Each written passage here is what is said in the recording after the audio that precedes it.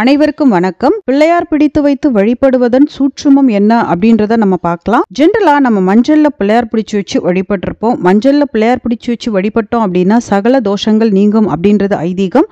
மஞ்சள்ல மட்டும் இல்லாம குங்குமம், சந்தனம், விபூதி, சாணம், மண், வெல்லம், உப்பு, வாழைப்பழம், வெண்ணெய், சர்க்கரை இந்த பொருட்கள் கொண்டு நம்ம மஞ்சள்ல பிள்ளையார் பிடிச்சு வச்சு வழிபட்டோம் அப்படின்னா ஒவ்வொரு பலன்கள் இருக்கு. அது என்ன அப்படின்றதையும் பார்க்கலாம். சர்க்கரையில பிள்ளையார் பிடிச்சு வச்சு வழிபட்டோம் அப்படின்னா சர்க்கரை நோயோட வீரியம் குறையும். சந்தனம் கொண்டு நம்ம பிள்ளையார் பிடிச்சு வச்சு வழிபட்டோம் அப்படின்னா குழந்தை பாக்கியம் இல்லாதவங்களுக்கு குழந்தை பாக்கியம் கிடைக்கும். குங்குமம் கொண்டு பிள்ளையார் பிடித்து வைத்து வழிபட்டோம் அப்படின்னா குழந்தைகளுடைய கல்வி திறன் அதிகரிக்கும். செவ்வாய் தோஷம் இருக்கிறவங்க குங்குமம் பிள்ளையார் பிடிச்சு வச்சு வழிபட்டு வணங்கி வந்தாங்க அப்படின்னா செவ்வாய் தோஷத்தினால உண்டாகக்கூடிய தாக்கங்கள் குறையும். விபூதியில பிள்ளையார் பிடிச்சு வச்சு வழிபட்டோம் அப்படின்னா உஷ்ணம் தொடர்பான நோய்கள் நீங்கும், உடல் குளிர்ச்சி அடையும். வெல்லம் கொண்டு பிள்ளையார் பிடித்து வைத்து வழிபட்டோம் அப்படின்னா சகல சௌபாகியங்கள் கிடைக்கும். நம்ம உடல்ல கட்டிகள் ஏதாவது இருந்துச்சு அப்படின்னா அது நீங்கி ஆரோக்கியம் மேம்படும். உப்பு கொண்டு பிள்ளையார் பிடித்து வைத்து வழிபட்டோம் அப்படின்னா கண்ணுக்கு தெரியாத எதிரிகள் தொல்லை நீங்கும்.